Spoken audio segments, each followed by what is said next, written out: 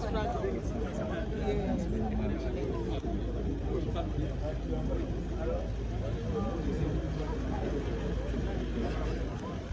We go down.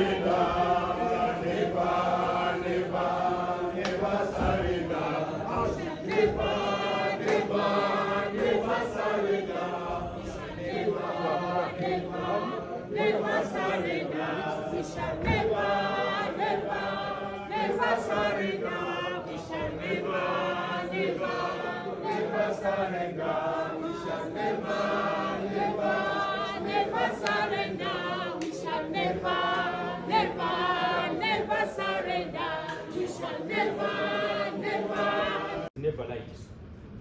It is never light. So that's why they chose to swear those affidavits. So what is in there is what we need to verify and respond to. And 1 week, my lord, would be really too short. They are asking for 2 weeks, my lord. Give it.